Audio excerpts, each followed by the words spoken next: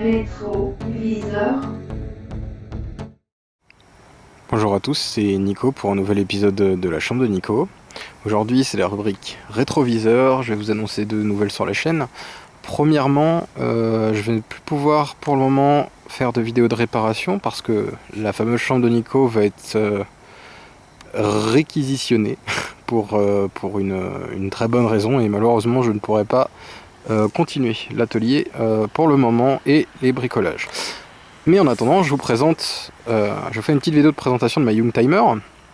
C'est une Clio 2 phase 1 de 1999 avec 107 000 km d'usine dans un état clinique. Malheureusement, pour exactement la même raison que la disparition de l'atelier, je dois vendre cette voiture. Enfin, en fait, elle est vendue et je fais une vidéo juste avant de lui dire au revoir. C'est une voiture que j'ai achetée il y a 8 mois. J'ai fait pas mal de petites bricoles dessus, mais en soi elle m'a pas posé de soucis. Et c'est une voiture où j'ai tout l'historique d'entretien, qui a toujours été parfaitement entretenue, qui a toujours dormi en garage. Et en fait des Clio 2 phase 1 dans cet état, même des Clio 2 tout court dans cet état, il y en a vraiment pas beaucoup je pense en France, donc j'en profite pour faire une petite vidéo. Ça me permet de lui dire au revoir et de vous montrer cette voiture. Donc c'est ma deuxième, enfin j'ai 3 Clio 2 du coup, enfin j'ai la DCI et puis qui est une phase 3. Et j'ai eu une autre phase 1 comme ça, mais en option de base, vraiment basique. Il y avait aucune option, c'est-à-dire avec le même moteur, le fameux 1 litre 2 D7F que je vais vous montrer juste après. Donc là on est sur le 1 litre 2 D7F, finition alizée, donc vous avez le pack clean. Donc je suis désolé pour la météo, je pourrais pas faire beaucoup mieux, mais voilà, donc je vous laisse juger. Alors ça c'est des taches de lave-glace que vous voyez, laisse juger de l'état. Donc c'est des enjoliveurs spécifiques à la sérialisée. Celle-ci est un import espagnol, elle a été importée, elle est de juin 99, elle a été importée en 2000 quand elle avait 21 000 km d'Espagne. C'est un mandataire automobile qui l'a fait importer à la demande. Donc elle a des petits défauts dus à son âge. Vous voyez, elle a été repeinte un petit peu. Un petit bobo juste ici, petit bobo là, tout petit poc ici, petit bobo sur la porte. Mais on parle d'une voiture qui a 25 ans. Et quand on la regarde comme ça, entre les plastiques qui sont parfaitement propres, vous allez voir le moteur après, c'est vraiment hallucinant. Elle a un pare-brise thermique, vu qu'elle a le pack clim. Et la climatisation fonctionne, je tiens à le préciser sur ce véhicule, on fera la démonstration tout à l'heure, c'est pour éviter les petits coups de portière. Elle a des tout petits bobos ici et tout petits bobos là sur le coffre. Regardez la propreté de ce véhicule, c'est vraiment incroyable. Les Clio 2 c'est vraiment des voitures parfaites pour les jeunes conducteurs, c'est vraiment des voitures fiables, c'est vraiment des voitures, enfin évitez le 1 litre 4 en essence, il a tendance à faire des joints de culasse, mais le 1 litre 9 diesel est beaucoup trop vieux, mais partez plutôt sur un 1 litre 5 DCI en phase 3, à partir de 2006 vous serez tranquille. Mais les D7F comme ça c'est vraiment des moteurs qui sont cool. L'autre que j'ai eu elle est à 350 000, mon cousin roule encore avec aujourd'hui, je l'avais revendu. J'aime beaucoup ces voitures, c'est simple, fiable, efficace. La consommation est environ de 7 litres en ville et de 5 litres après quand vous roulez sur national on va dire. Alors je suis désolé, je suis pas loin de l'aéroport donc ça va être un peu embêtant, mais bon, il n'aura pas trop arrivé.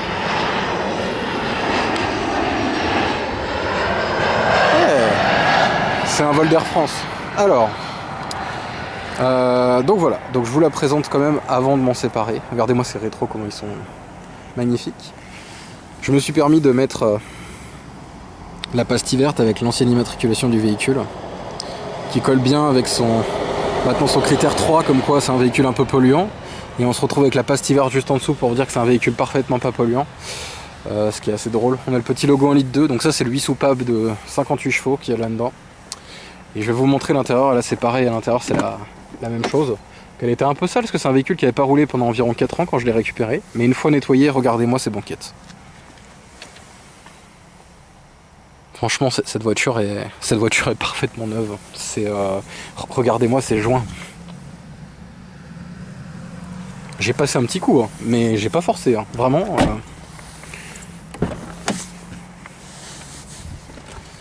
Donc j'ai changé quelques trucs, la casquette qui avait tendance à coller. J'ai changé les petits joints de portière qu'il y avait là. L'autoradio d'origine avec les commandes au volant. Et donc elle a 4 haut-parleurs, celle-ci, vu que c'est une édition alisée, donc c'était spécifique. Et alors vu que c'est une voiture qui vient d'Espagne, elle a quelques options qu'elle a et d'autres qu'elle n'a pas. En fait c'est un peu bizarre, donc elle n'a pas l'ABS celle-ci, alors que normalement en juin 99 en France, celle-là l'avait. Elle n'a pas le réglage du volant. On peut pas régler le volant en hauteur sur celle-là. Donc c'est des trucs, vous voyez, des options qu'elle n'a pas et je dirais pas qu'elle devrait avoir, mais voilà, si vous aviez acheté la version en France, c'était une voiture de France, vous auriez ces options. Donc, en fonction des pays, c'est pas tout à fait les mêmes options les véhicules. Et voilà. Et en fait, par exemple, pour avoir l'afficheur, parce que celle-ci a l'afficheur de l'autoradio au volant, l'autoradio qui marche parfaitement. Voilà. Pour avoir cet afficheur-là, il faut une version RXT. Normalement, celle-ci, vu qu'elle n'a pas les rétroélectriques et tout, c'est pas une version RXT. C'est une version qui correspondrait à un RTE. Et donc, elle n'a pas normalement l'affichage déporté et la commande de l'autoradio au volant. Donc, c'est vraiment des petits trucs. C'est drôle parce que voilà. On peut se dire la voiture elle va l'avoir et en fait c'est pas tout à fait les mêmes options. Voilà. Elle a le clip à distance et alors sur celle-ci vu que c'est une 99 c'est les nouvelles versions. Donc là je vous montre les petits docs, la petite documentation en espagnol mais j'ai retrouvé les docs en français. Et donc elle a bien le clip radiofréquence, donc ça c'était le manuel fourni avec les nouvelles versions. Donc elle a le nouveau tableau de bord et le clip la radiofréquence sur celle-ci, qui est beaucoup mieux que l'infrarouge où il fallait viser le rétro parce qu'avant le capteur se trouvait ici, et ici c'est du radiofréquence donc il n'y a plus rien dans le plafonnier quoi. C'était là le... Hop, voilà, c'est ça, ça sert à ça le petit plastique. C'était pour l'infrarouge. Et celle-là, elle est équipée de la radiofréquence qui est beaucoup mieux. Donc elle a les fenêtres électriques à l'avant aussi. Et donc pas d'ABS. Pas de signe d'accident. Je veux dire, jamais accidenté, j'ai fait un auto-visa, tout ça. J'ai même fait sur celle-ci, je crois que j'ai même fait le quart vertical qui sert pas à grand chose sur des vieux véhicules, mais voilà, j'ai rien trouvé de probant au niveau de la peinture. Le toit il est vraiment très propre. Il doit y avoir une ou deux très légères déformations. Antenne d'origine, enjoliveur, je crois que c'est Caroli d'origine. Donc là on voit le véhicule qui venait d'Explagne, Renault Assistencia. Voilà. Là c'est pareil, voilà. J'ai pas grand chose à dire. Je vais vous montrer le fameux D7F. Donc c'est une voiture qui roule parfaitement et qui est vraiment très agréable en tant que jeune conducteur. Je vais vous montrer ça, je vais voir le capot, hop là.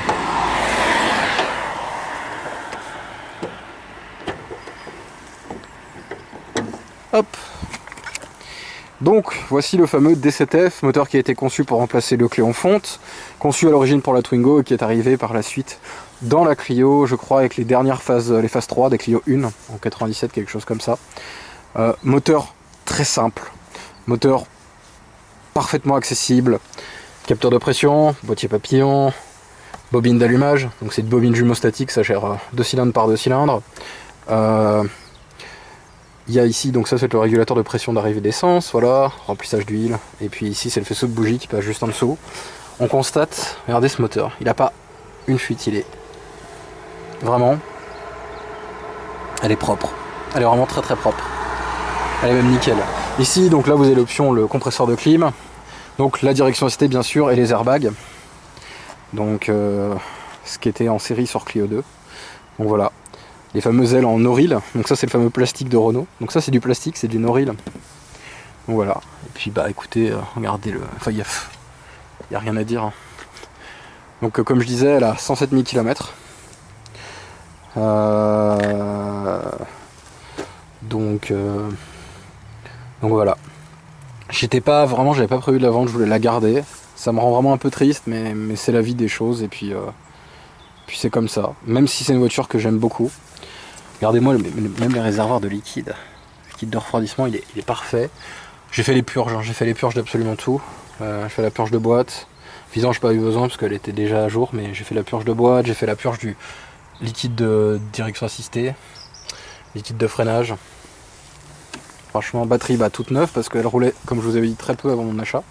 Je fais environ 2500 km avec cette voiture. J'ai changé le support de boîte aussi parce que le levier avait tendance à bouger un peu. Des petites bricoles, la bobine aussi qui est neuve.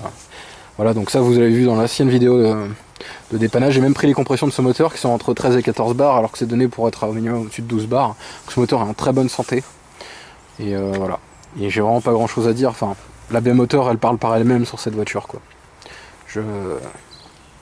J'ai rien à dire.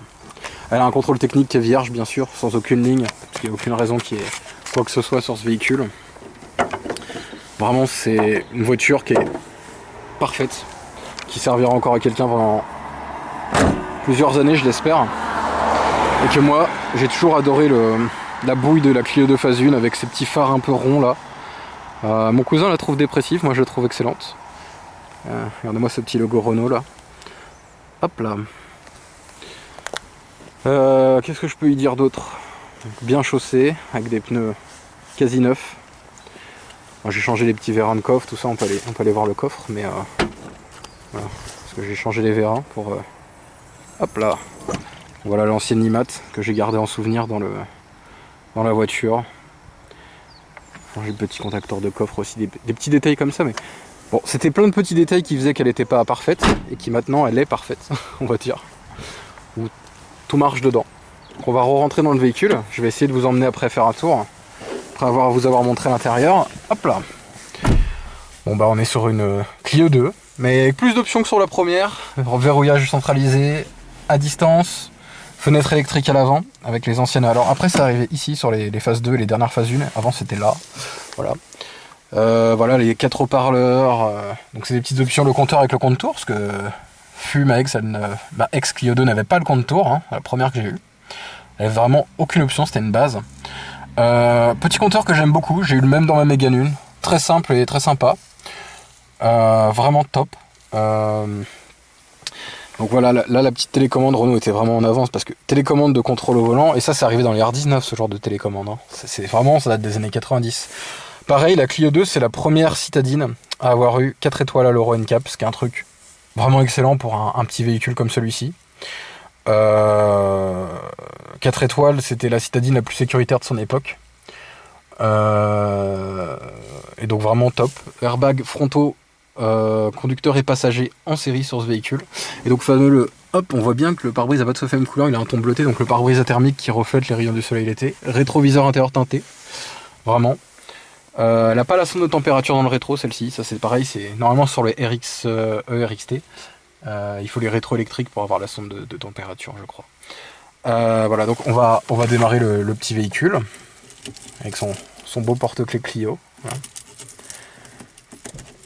Hop, donc 107 721 km, attention, quart de tour cette voiture.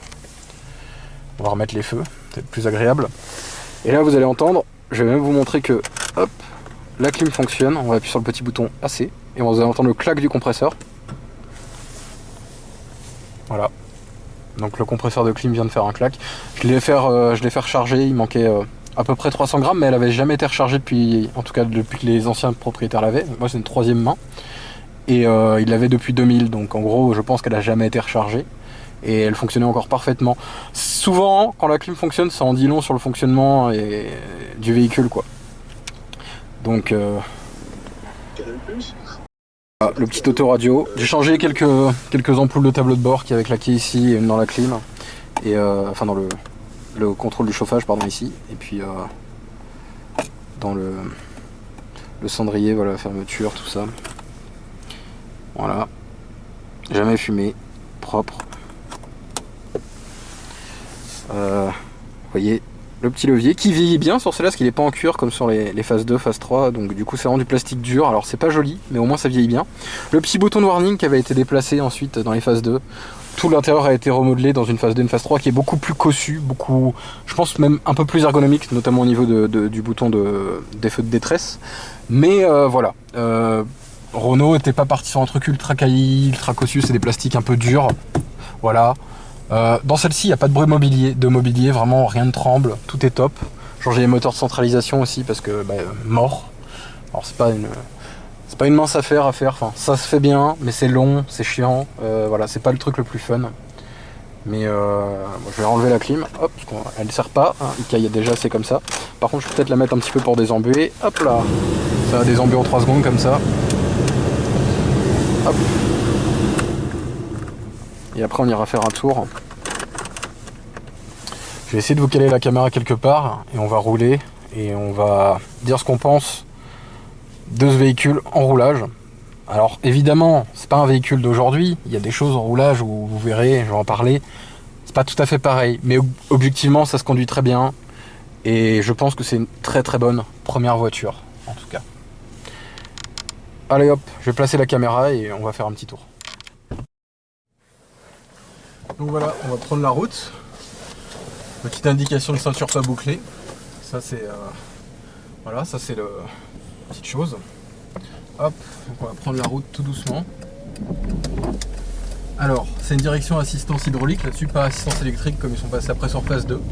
C'est un poil plus dur, mais au moins on a le ressenti de la route qui se fait vraiment bien. En tout cas, je trouve ça personnellement assez agréable.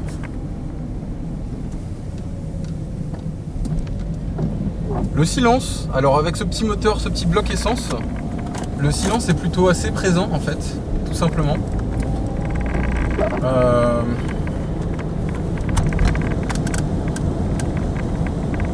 Le silence est vraiment plaisant en roulage.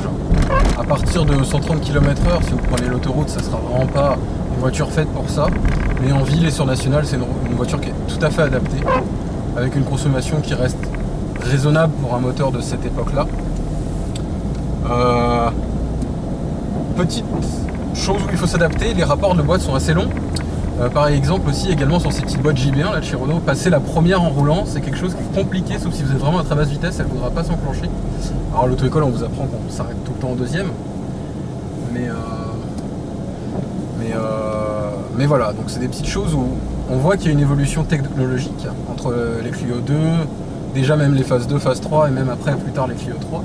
Par exemple, ma petite Clio 2 DCI de 2006 à la boîte, ce qui est arrivé après. Donc celle-ci a la marche arrière en haut à gauche avec le fameux hop pommeau à lever, comme sur beaucoup de Renault. Alors que ma Clio DCI a la marche arrière en bas à droite, donc c'est des boîtes un peu plus récentes avec elle est beaucoup plus courte en fait. Donc c'est vraiment chouette.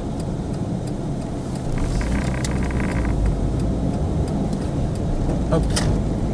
Mais après, ce qui est bien, c'est que la prise en main de cette voiture est facile. Les dimensions de la voiture font qu'elle est facile.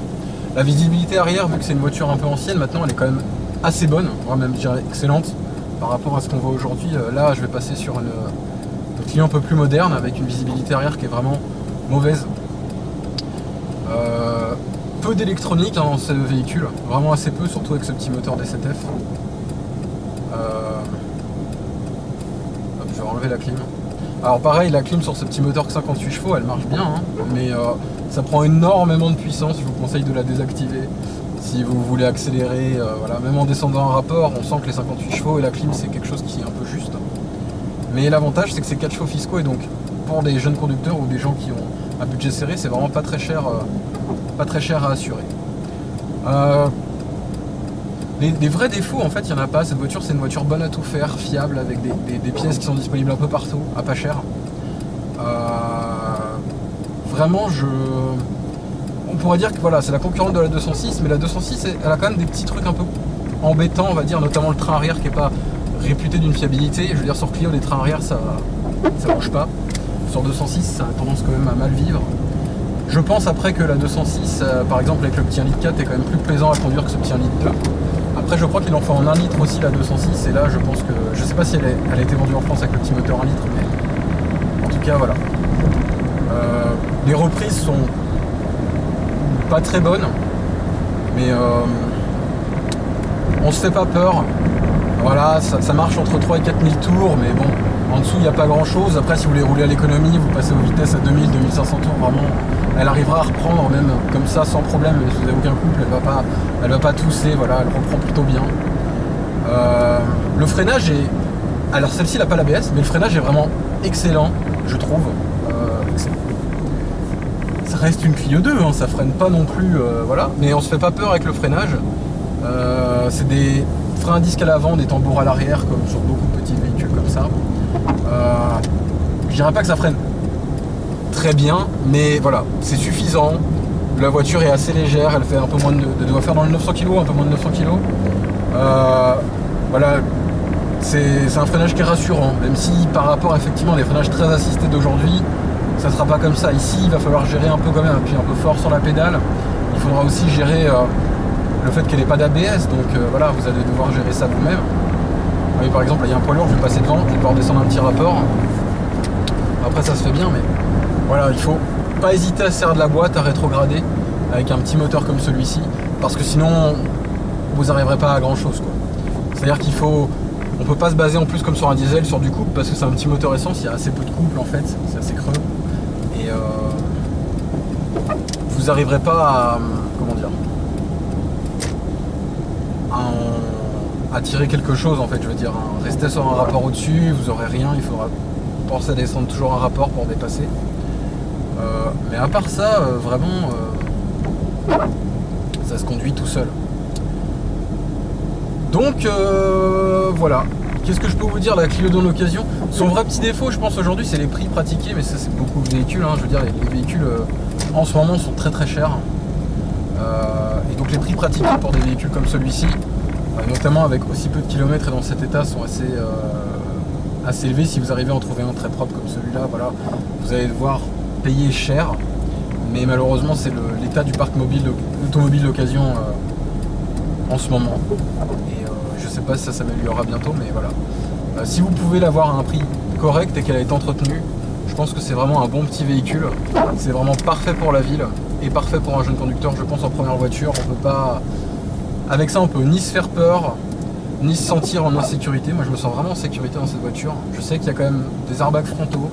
Alors, par rapport à un véhicule moderne, en termes de collision, effectivement, ça sera pas du tout la même, surtout au vu du poids du véhicule, parce qu'une 208 concurrente, aujourd'hui, à mon avis, elle fait au moins 1,3 tonne, quoi. Si ce n'est plus, peut-être pas, mais 208, ouais, ou une Clio 5, je sais pas combien ça fait, mais largement plus d'une tonne, 1,2 tonne sûr. Et ça fait 900 kg avec ce petit moteur, un peu moins de 900 kg, je pense. Donc effectivement, le rapport poids ne sera pas en votre faveur. Mais malgré tout, ça reste une prouesse pour l'époque. Il y a des renforts de portière. Voilà, mon ancienne Clio 2, je m'étais pris un sanglier à 80.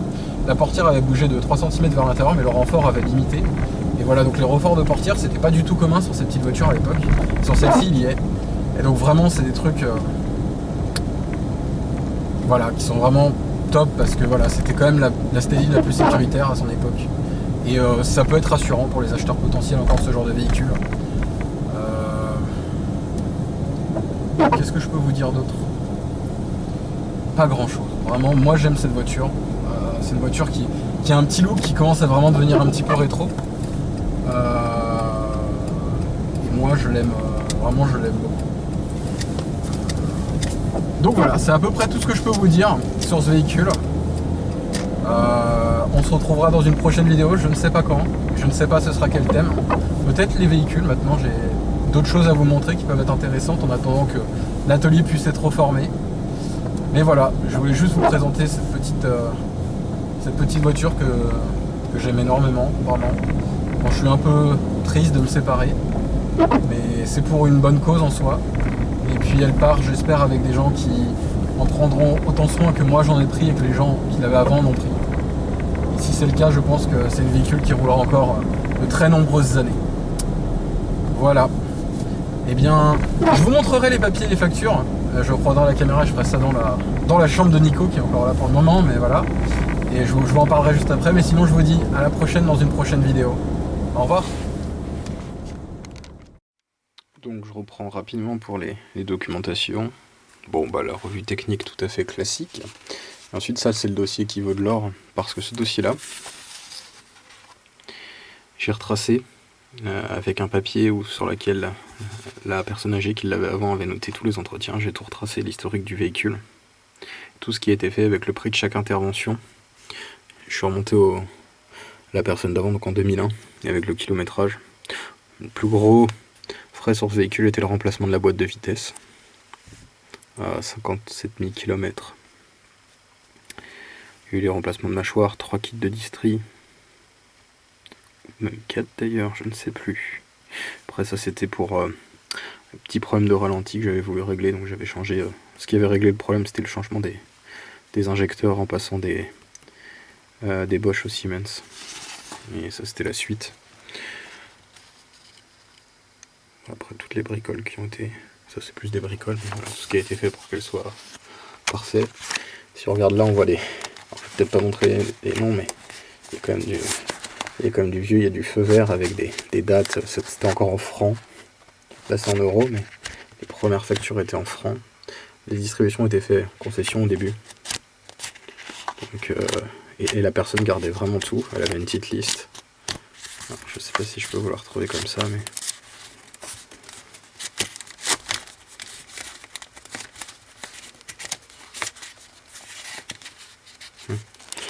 Ok, il y avait un petit papier qui doit être par là.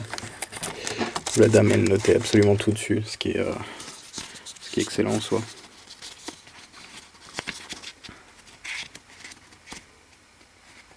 Ouais. Ah, voilà, donc c'était pour vous montrer un petit peu l'historique des factures du véhicule. Et donc moi j'avais été en casse et j'ai récupéré toutes les docs en français. Voilà, qui sont les docs identiques à celles qui étaient en espagnol, avec les petits manuels qui vont bien. Donc ça c'est chouette. Et ça ce sont les 2 procès-verbaux de contrôle du véhicule, les 2 derniers. Donc voilà. Et absolument vierge, il n'y a rien. Voilà la petite Clio Time Capsule. Allez, on se retrouve dans une prochaine vidéo.